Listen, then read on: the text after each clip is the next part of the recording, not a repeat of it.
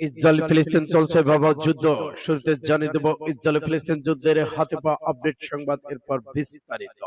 Israeli বন্দরে kamikaze drone দিয়ে হামলা চালালো ইরান যোদ্ধারা।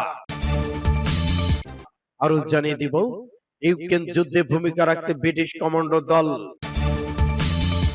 আরো থাকছে গাজায় হামলা চললে বাড়িঘর ফিরতে পারবে না ইসরায়েল বাস্তুচ্যুতরা। ভোটারকে থাপ্পড় মারায় এমপির গালে পাল্টা থাপ্পড়, ভিডিও ভাইরাল। গাজার বিমান হামলা আরেকটি জাতিসংঘ কর্মী নিহত। আরো জানিয়ে দিব 24 ঘন্টায় ইউক্রেনের 1400 সেনাকে হত্যার দাবি রাশিয়ার। যুদ্ধে জড়িয়েছে ইরান, ইসরায়েল পাল্টাপাল্টি হামলা।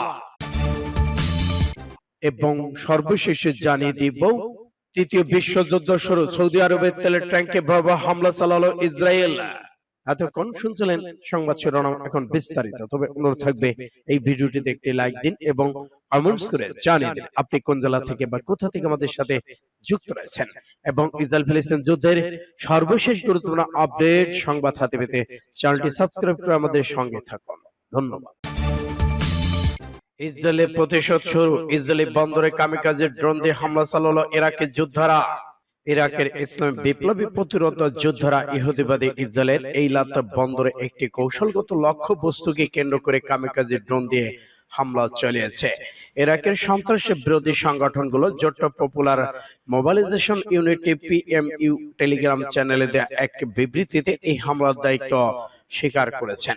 পিএমইউ বলেছে এইলাত বন্দরে একটি মৌলিক স্থাপনা তারা হামলা চালাতে সক্ষম হয়েছে। বিবৃতিতে বলা হয়েছে দখলদার ইসরায়েল অবরুদ্ধ গাজা যে বর্বর আগ্রাসন চালাচ্ছে তার বিরুদ্ধে অব্যাহত লড়াই অংশ হিসেবে এই ড্রোন হামলা চালানো হয়েছে। এছাড়া গাজার ফিলিস্তিন জনগণের প্রতি সংহতি অংশ হিসেবে এই হামলা চালানো হয়। পিএমইউ বলেছে ইহুদিবাদী ইসরায়েলের গুরুত্বপূর্ণ স্থাপনায় তাদের হামলা অব্যাহত থাকবে।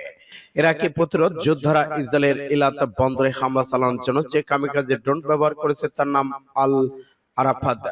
পশ্চিম এশিয়া অঞ্চলে ইসরায়েল ও মার্কিন স্বার্থের বিরুদ্ধে অভিযান পরিচালনার ক্ষেত্রে আল আরাফাত আত্মঘাতী ড্রোনের এটি প্রথম প্রয়োগ। ইউক্রেন যুদ্ধে ভূমিকা রাখছে ব্রিটিশ কমান্ডো দল। আমেরিকার একজন শীর্ষ পর্যায়ের সামরিক কর্মকর্তা গণমাধ্যমের কাছে অসাবধানতাবশত স্বীকার করেছে যে ইউক্রেন যুদ্ধে গোপন ব্রিটিশ কমান্ডোর কাজ করছে। তবে মার্কিন ওই জেনারেলের মন্তব্যের পরে গণমাধ্যম থেকে সরিয়ে ফেলা হয়েছে। মার্কিন স্পেশাল অ্যাপারেন্স কমান্ডো জেনারেল বার্নফ্রন্ট এবং অ্যাসোসিয়েট প্রেস বা এপি কে দেওয়া সাক্ষাৎকারে এ তথ্য প্রকাশিত হয়েছে। এপির পক্ষ থেকে তার কাছে জানতে চাওয়া হয় ইউক্রেন যুদ্ধ নিয়ে মার্কিন সেনারা কি শিক্ষা গ্রহণ করেছে। জেনারেল ফেন্টনের এই সাক্ষাৎকার রোববার প্রকাশ করেছেন। তিনি তাতে বলেছেন ব্রিটিশ কমান্ডো দৃষ্টি দিয়ে আমরা শিক্ষা গ্রহণ করেছি যা সেখানে নতুন যুদ্ধ পদ্ধতি শিক্ষা দিচ্ছে। উদাহরণ হিসেবে মার্কিন জেনারেল ব্রিটিশ কমান্ডোর ড্রোন পরিচালনা এবং কৃষ্ণ সাগরে জাহাজ পরিচালনার কথা উল্লেখ করা হয়েছে। বহুদিন আগে থেকে রাশিয়ার বাহিনী বলে আসছে ব্রিটিশ সেনা সদস্যরা ইউক্রেন যুদ্ধে গুরুত্বপূর্ণ ভূমিকা পালন করেছে, তা সরাসরি প্রমাণিত হয়। ক্ষুব্ধ হয়েছে পুতিন এবং পশ্চিমাদের জন্য পরমাণু অস্ত্রের ব্যবস্থা করে রেখেছে বলে তিনি জানিয়েছেন। সূত্র 5 টুডে HIB। গাজায় আবারও হামলা শুরু হলে বাড়ি ফেরা হবে না ইসরায়েলি বাস্তুচ্যুতদের। গাজায় আগ্রাসন অব্যাহত থাকলে ইসরায়েলের উত্তরে বাস্তুচ্যুতদের আর বাড়ি ফেরা হবে না, এমন হুঁশিয়ারি দিয়েছেন হিজবুল্লাহ প্রধান হাসান নাসরুল্লাহ।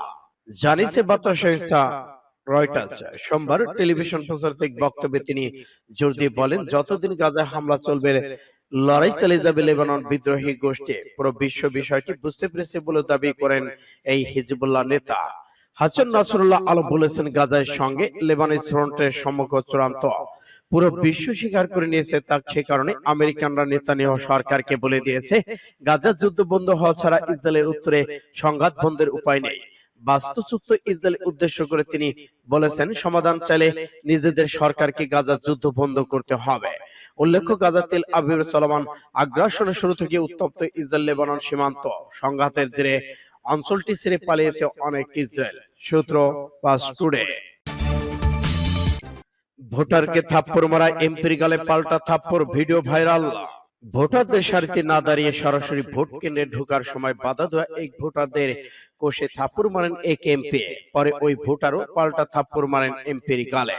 সোমবার ভারতের চতুর্থ দফায় নির্বাচনে দেশটির অন্ধ্রপ্রদেশের একটি ভোট কেন্দ্রে এই ঘটনা ঘটেছে। খবর এনডিটিভির। প্রতিবেদনে বলা হয়েছে, ভিআইপি হিসেবে ভোটের সারিতে না দাঁড়িয়ে সরাসরি ভোট কেন্দ্রে ঢোকার সময় এই কাণ্ড ঘটিয়েছেন অন্ধ্রপ্রদেশের ওআইএস কংগ্রেস পার্টির বিধানসভার এমএলএ শিবশঙ্কর। এদিকে ভোটারদের শিবশঙ্করের থাপ্পড় এবং ভোটারের পাল্লা থাপ্পড়ের একটি ভিডিও সামাজিক যোগাযোগ মাধ্যমে ছড়িয়ে পড়তেই তা মুহূর্তে ভাইরাল হয়ে যায়। এই ঘটনায় দেশটির নাগরিকরা ভিআইপি সংস্কৃতির সমালোচনা করে ওই অনুপ্রেরণার শাস্তি দাবি জানান। তারা বলেছেন, একজন আইন প্রণেতা ভোট কেন্দ্রে গিয়ে ভোটারদের সঙ্গে এই ধরনের আচরণ করতে পারেন না। সূত্রটি আরো জানিয়েছে, সামাজিক যোগাযোগ মাধ্যমে ভাইরাল হওয়া 10 সেকেন্ডের ভিডিওতে ওই সময় ভোটারদের রক্ষা নিরাপত্তা বাহিনী কোন কর্মকর্তাকে এগিয়ে আসতে দেখা যায়নি। এনডিটিভির প্রতিবেদনে বলা হয়েছে, হাতাহাতি শুরু হওয়ার আগে ঠিক কি ঘটেছিল তা পরিষ্কার নয়। তবে ভোটারদের বিধায়কের থাপ্পড়ের এই ঘটনায় ঘিরে সামাজিক যোগাযোগ মাধ্যমে তীব্র সমালোচনা শুরু হয়েছে। উল্লেখ্য, অন্ধ্রপ্রদেশের লোকসভায় 25টি আসন, বিধানসভায় 175টি আসনের সোমবার ভোট হচ্ছে। নির্বাচনে ওআইএস এর জনগণ মোহন রেড্ডির নেতৃত্বে ওআইএস এর কংগ্রেস পার্টি সরকার, বিজেপি এবং এন চন্দ্রবাবু নাইডুর নেতৃত্বাধীন দেশেও 10 পার্টির জোটের বিরুদ্ধে লড়াই চলছে। সূত্র ইন্ডিয়া টুডে।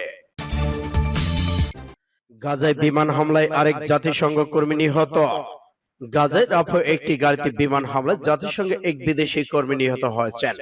সোমবার এই ঘটনায় আরেকজন আহত হন। জাতিসংঘের এই দুই কর্মী দক্ষিণ গাজায় ইরিপ্রো হাসপাতাল পরিদর্শন করতে গিয়েছিলেন। নিহত ওই কর্মী ভারতীয়, তিনি জাতিসংঘ সুরক্ষা নিরাপত্তা বিভাগে কাজ করতেন। এই ঘটনায় তীব্র নিন্দা জানিয়ে আন্তর্জাতিক মানবাধিকার সংস্থাগুলো হিউম্যান রাইটস ওয়াচ বলেছেন, ত্রাণকর্মীদের অবস্থান জেনেই হামলা চালাইছে ইসরায়েল। এ অবস্থায় রাফা ইসরায়েলের সামরিক বাহিনী হামলা চলছে। কাতারের আমির বলেছে, রাফা হামলা যুদ্ধবৃত্তি আলোচনা অচল অবস্থায় ফিরেছে।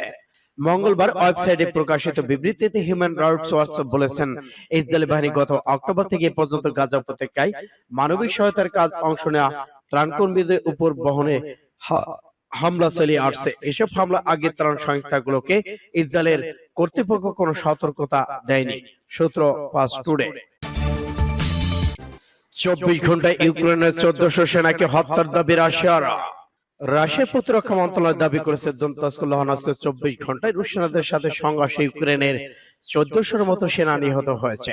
এই বিবৃতিতে রুশ মন্ত্রণালয়টি দাবি করেছে, দক্ষিণাঞ্চল রাশিয়ার সেনাদের সাথে সংঘর্ষে ইউক্রেন সেনাবাহিনী 540 জন সেনা, জার্মানির তৈরি লেপার্ড 2টি ট্যাঙ্ক এবং 2টি সামরিক যান, 11টি যানবাহন হারিয়েছে।